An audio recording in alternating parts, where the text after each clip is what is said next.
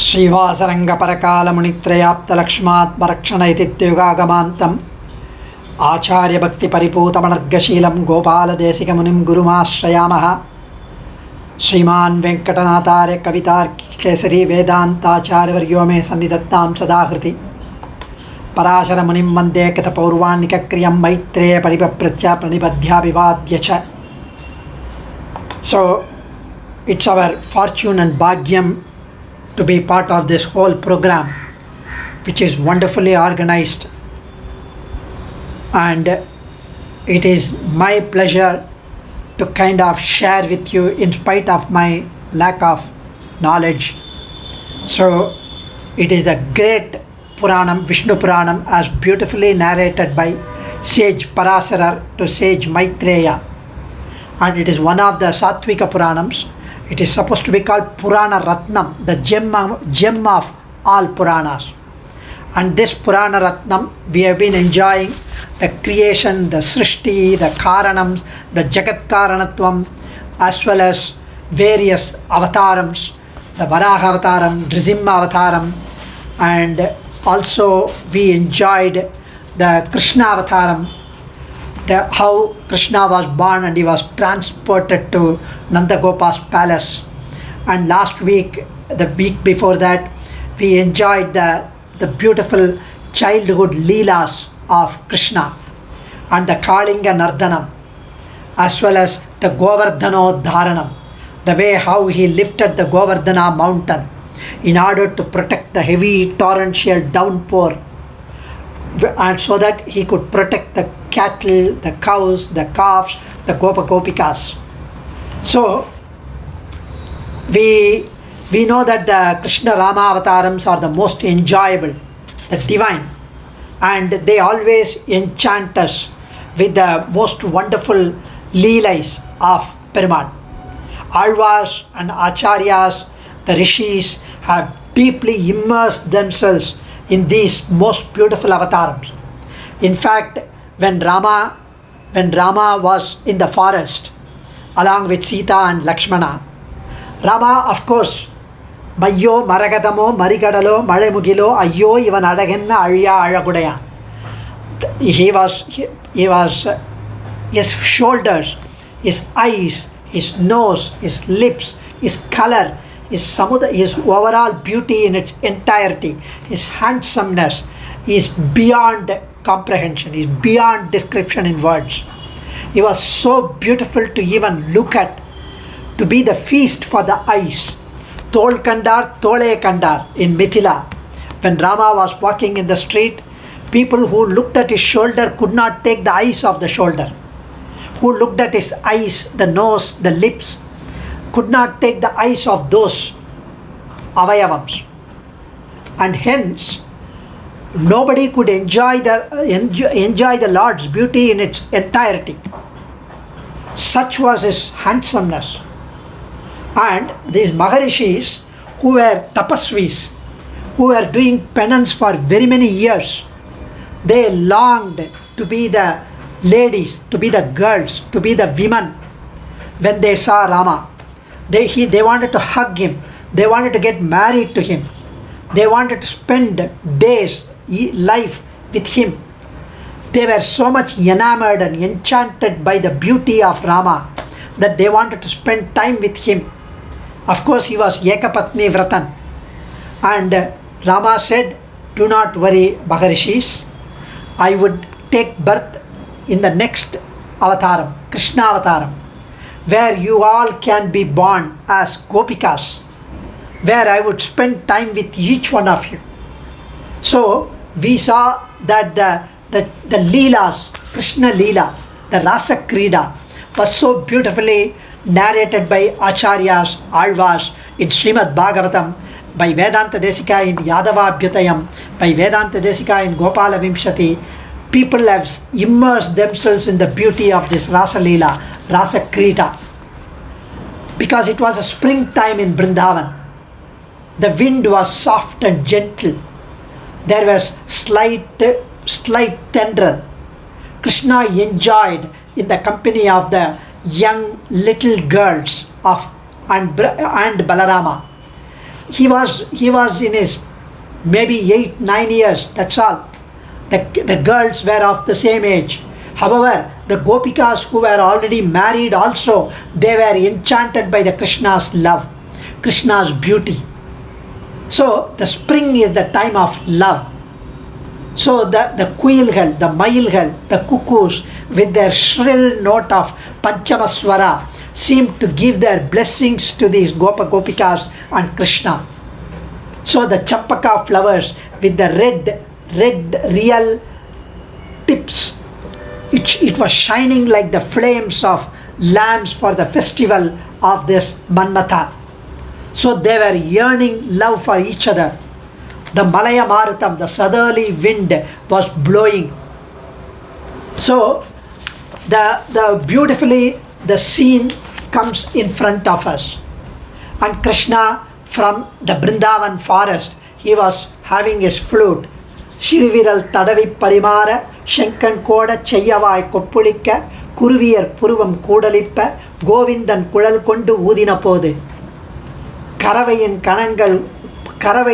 பறவையின் கணங்கள் கூடு துறந்து வந்து சூழ்ந்து படுகாடு கிடப்ப கறவையின் கணங்கள் கால் பரப்பிட்டு கவிழ்ந்திறங்கி செவியாட்ட இல்லாவே. Periyazhwar enjoys the beautiful scene, the scenic. He enjoys it here.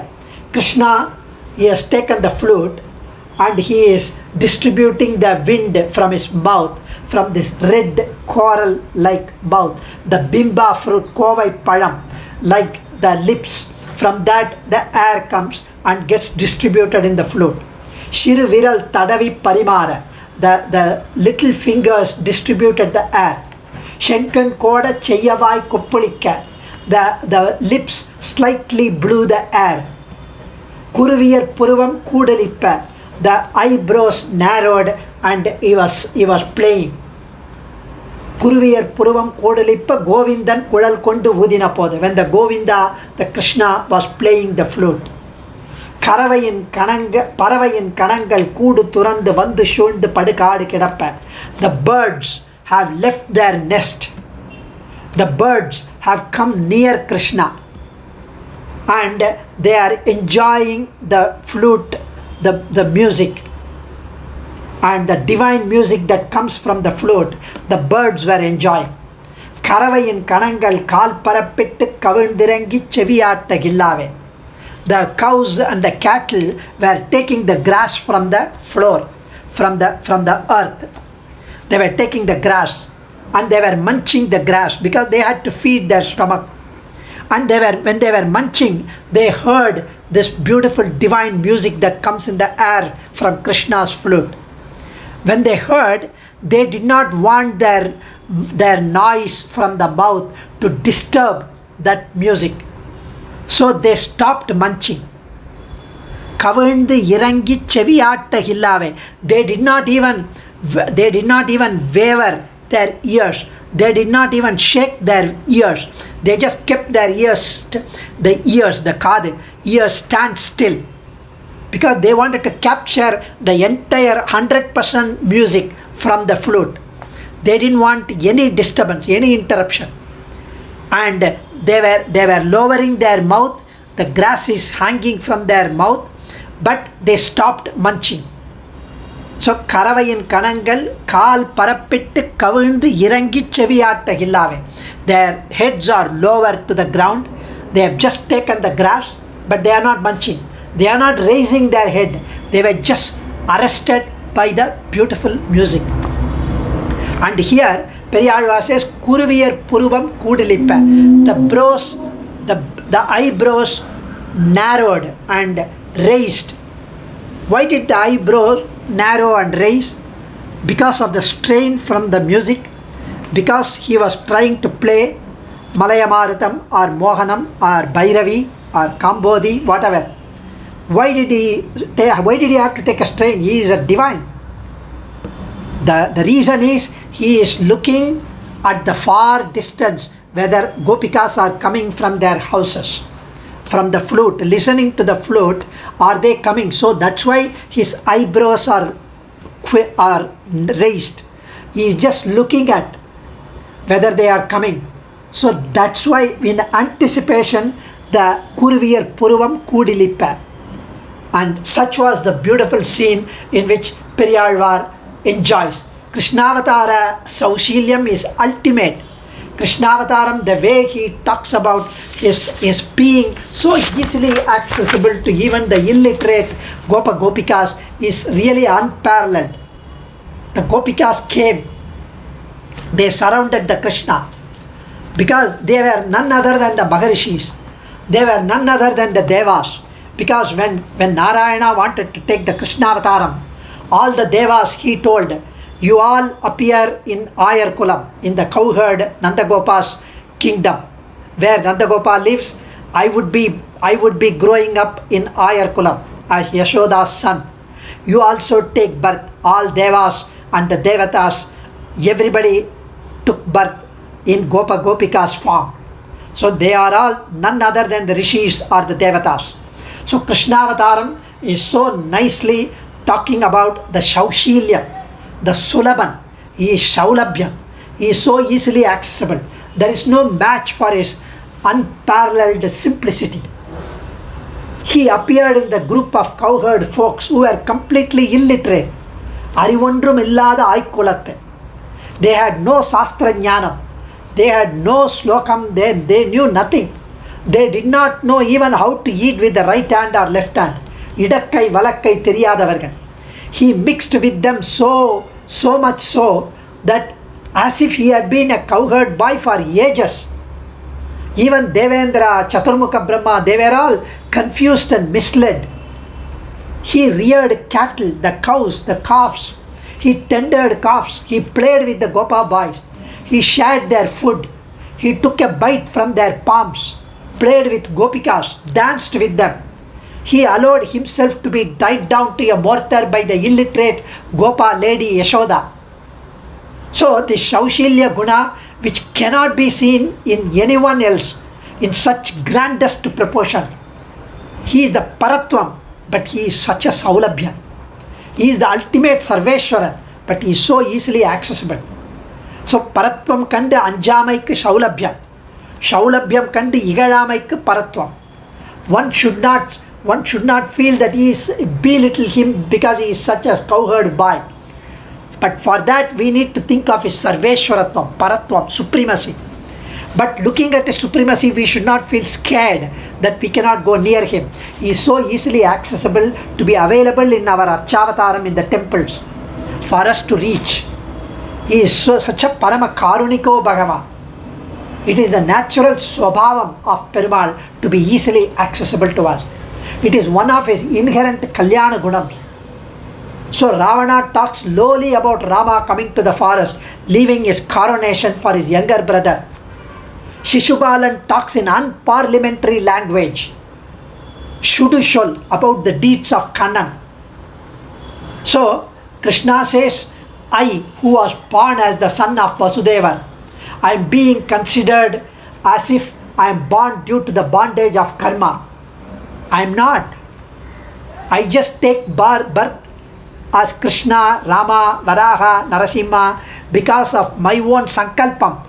I am not bound by karma. I am not like you all. They do not understand my supreme Sausilya Gunam. The same holds good for all his avatars. Without understanding his true nature and his gunas, we are talking too low about his deeds. They say he is going around with girls. Why can't I do? Those who do that are foolish. They don't even understand. Who equate him with us as humans. They evaluate actions in our viewpoint as humans. And still it continues, such a talk. Even today people talk. Even today people talk about Vali Vadam, Gopika dance, Rasa Leela. The Lord himself says, Dharmam is very subtle, Sukshmam. It is not easily understandable or comprehensible. Kannan played with Gopa Stris. Even today many are not able to digest. We will enjoy that very soon about it. But let's just enjoy the Rasa Leela, the Rasa Krida first, and then go into the philosophical aspect and the subtle nuances of this Rasa Leela. So Gopikas came and surrounded Krishna after he played the flutist. To them, Krishna appeared as the moon who never undergoes waning or waxing. No Paurnami, no Amavasya. He is always the full moon, Purna Chandran, and the god of love. And here, before we talk about the Rasa Krida, the significance and the purity, in order to dispel any notion of worldly love sport, the gopis were supposed to be the celestial devatas who took the incarnation as cowherd girls. When the Lord put on the costume of a cowherd boy, they took the appearance as cowherd girls. It's not due to karma he was born as the son of Devaki. So the whole thing was like a drama, was like a divine sport, was like a leela. It was not due to the desirous of some sensual pleasures or carnal desires. The Janma of the celestial damsels, the gopis, was the fruit of their bhakti, of their worship. That is why they were given this beautiful Janmam as gopis, for them to enjoy the undivided attention of Krishna. Krishna did not play with them because he was attracted by them. There was no misconduct on part of him. He is the real self, he is the supreme self. In fact, later when Parikshit was born to Uttara as a charcoal, as a burnt charcoal, the Maharishi, the Acharya said that one who is a Nitya Brahmachari, if he touches this baby who is stillborn, who is born as a charcoal, he would become alive. The Abhimanyu's son, Uttara's son, and Parikshit. Now, this Parikshit is now born as a stillborn charcoal because of the astram which had attacked him inside the womb. At that time itself, Perumal protected, being a Chakraida inside the womb. However, when Krishna was there, he touched the baby with his toe, with his lotus feet, and he became alive. He became completely with full of beautiful, full bloomed baby. So he was declared as the Nitya Brahmachari. Even though he had danced with these Gopikas, he had married several women, however, he was the Nitya Brahmachari. How is it possible? There is no way that we can measure the yardstick with which we measure ourselves with the Supreme Lord Krishna. He is a Vijatiyan, he is a different jati, he is a Supreme Lord. That's all. So here the Leela of Bhagavan, who has all the auspicious qualities, is to be contemplated only through bhakti, pure mind as that of the yogis and rishis. Then only we would be able to appreciate this. So the greatest dharma is the bhakti, is the devotion to the Lord. It should be weighed against all the worldly dharma which we should equate and think of bhakti, bhakti and bhakti. So we have the example of Mirabai and other women saints, even in Kali Yuga. Andal, they all wanted to marry him. They all wanted to be united with him. Is it like our normal love that we are talking about? No way. It is the intense Bhagavat Prema, Bhagavat Bhakti.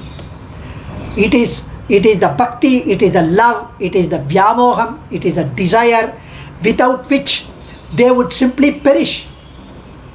It is the Saulabhyam, it is the Saushilyam, it is the Vatsalyam of Perumal, that even the rishis have to struggle hard to get that particular devotion, which the simple gopis and the wives of the rishis were blessed with the Parabhakti. And the Parabhakti became Parajnanam about Perumal, about his relationship with them. And Paramabhakti and the intense desire grew to that Parama Bhakti, and the absence of him, the longing for him, would completely make them deprived of anything else in life. They long to be associated with him. They long to be united with Perumal. And that's Parama Bhakti. And it is wrongly understood by the uninitiated. So Shuka Brahmam explains to Parikshit. Same way sage Parasara explains to sage Maitreya that Krishna played with gopis as a child plays with the toys. Because we know that the entire world, the Jivatmas, are all created by Perumal. And so Krishna was the Lord who is inside and outside of everyone and everything. Who is inside not only in the gopis, but also their husbands, also their children, also their mamiyar mamanar, also their everyone. It was the play of Perumal it was the play of the Atma with the body parts. We will touch upon that soon, perhaps next week. So Rasa Krida, gopis were so much overwhelmed with the pride that Krishna called them with his flute, with his divine music, and they all assembled in the Yamuna shore, in the Vrindavan forest. And Krishna found them longing for being with Krishna. Krishna found them enchanting. Krishna looked at them with so much love, with so much vatsalya, compassion, daya. And each gopika was so much proud of themselves because they were invited by Krishna with the divine music. They heard and they came running. Some of them were wearing the ear stud, some of them were busy cooking, some of them were busy feeding their babies, but they all stopped all that and they came rushing. So they were so proud of themselves and they had their ego slightly sprung up. When their ego came up, Krishna immediately realized their behavior, their mind, because he is Sarvajna, omniscient. He knows everything. Whatever little rascal this guy is, he knows. He knows who am I. Regardless of what I pose as, he knows. Similarly, he understood the Gopika's intention. Gopika's feeling proud of themselves for being invited by Krishna. So he disappeared. He was near, but they could not see him.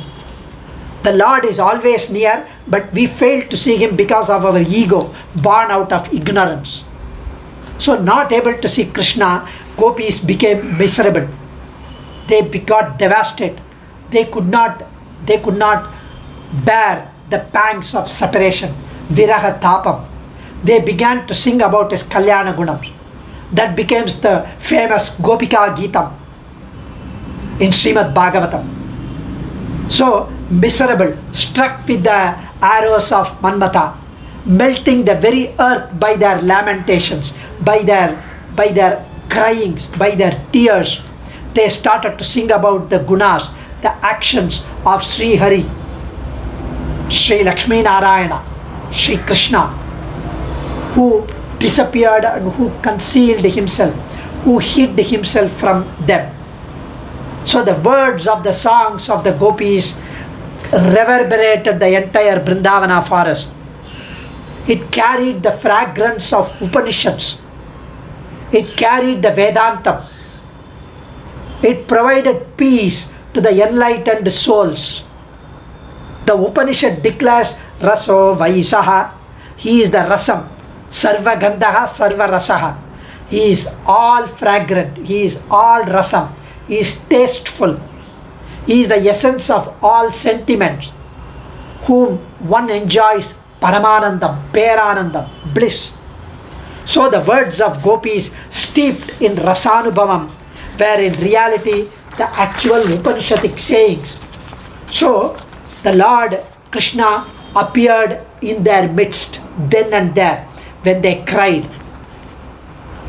Vedanta Desika mentions in Yadavabhyutayam, it is the proof that he gives his darshan when he wants to bless us, when he wants to give us with his karunya, with his daya to the devotee, after concealing himself by maya in order to ripen our bhakti. He conceals himself from us with his maya, and we are not able to see him. But we should long for him. We should long to be united with him. We should think of his such a beautiful form, such a wonderful Kalyana Guna. And then he would appear. He would appear amidst us. The gopis were delighted beyond measure to see Krishna in their middle, with a smile resembling a full-blown lotus. So, Sabipraya Smita Vikasitam Charu Bimbadaroshtam. The way he smiles would simply throw us out of gear. It would overwhelm us. His smile is such an intoxication. And he wears yellow pitambaram, the yellow garment, and on his blue form, the yellow garment, the rosy red lips, with the smile and the flute, the peacock feather on his head, the large, wide open, well spread out, beautiful red lotus-like eyes, which attracted even the god of love, Manmatan, Sakshat Manmataha. And here the gopis felt as though they got another life on seeing such a most beautiful, handsome Krishna. He was yogai alakshya, not perceptible even by the yogis, but to the gopis they were able to see him in person. Drishyate Rangamadhye. Vedanta Desika says about Sri Rangam Ranganathan, I am able to see him in the middle of the stage. He is the erring lover, and they were attracted to him by his glance, by his parvai, by his kataksham, like the arrows flung from the bow. From the bow was like the eyebrow, and from the bow, the eyebrow, the arrows that come from the eyes simply swept them away off their knees. He, the eternal lover, Manmatan, pacified them by signs, by smiles, by kataksham, by glances, individually, without the knowledge of the other. Each one received his beautiful glance. So then start the rasa, the dance of the gopis and Krishna. Anganam antare madhavo, madhavam antare angana. And between two gopis there was Madhava, Krishna, and between two Madhavas there was Gopi. So, and Desika describes this in 2 slokas briefly, and says Krishna joined hands with all of them, taking many forms, alternatively dancing.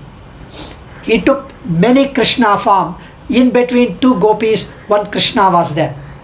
This is as described by Leela Shuka in Krishna Karnamritam, where he devotes 8 slokas on this Rasa Leela. So in the circle consisting of Krishna, alternatively between each gopi, Krishna stood in the middle playing flute. The Lord who removes the Brahmai, the delusion, who surrendered to his feet, made the gopis have this Brahmai resolving in the dance. So they were all completely deluded to see Krishna everywhere. The one who removes Brahmai, the delusion, he is now deluding the gopikas. He who makes all beings move like puppets through his maya, he is now gives his own maya to the gopis and dance as he wanted them to dance. The circle of the rasa dance by the fast movement looked like a wheel with no space in between. So they were moving fast, the gopis in between Krishna, to Krishna in between Gopika. They were all moving in a circle. There was a shower of flowers from the Devalokam, and the sound of instruments, dundubi, the veena, celestial damsels, they were all singing and dancing for this, seeing this most beautiful Rasa Krida. After dancing for a long time, Krishna sat on the floor, and the gopis were fanning him by the branches having the leaves and the flowers. Krishna was shining so beautifully like a blue mountain surrounded by the most beautiful peacocks.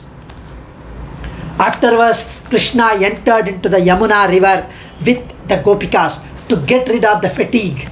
They all jumped into the river and they were playing with each other. The face of Krishna was like the moon, so beautiful with the stars, dispelling the darkness with his dark eyes that removes the ajnana, the ignorance. And they were playing with the water pipe. So they used to sprinkle water on each other. Even Vedanta Desika enjoys in Gopala Vimshati. A gopi went behind Krishna and hugged him tightly so that others would not be able to get rid of him. They would spray water on him. They would splash water on his face. And this incident is reversed. This is in Srimad Bhagavatam. This incident is reversed by Vedanta Desika in Gopala Vimsati, where he says Krishna went behind the gopi and he held her tight so that she cannot escape, and others sprayed water on that gopika. So at the end of the play, the river Yamuna herself wanted to play, and she took a form of a girl, like one another gopika, and she played with Krishna, Yamuna herself. So it was the celestial damsels, the devatas, came and dressed him with divine garments. Finally, everybody worshipped Krishna after coming to the shore, and all of them returned to Gokulam. And Desika here mentions about the most beautiful ending of Rasa Leela. We would talk about the philosophical aspect of this Rasa Leela next week. Kavitarkika Simhaya Kalyana Gunashaline Srimate Venkateshaya Vedanta Gurave Namaha. Dhanyosmi. Sarvam Krishnarpanamastu.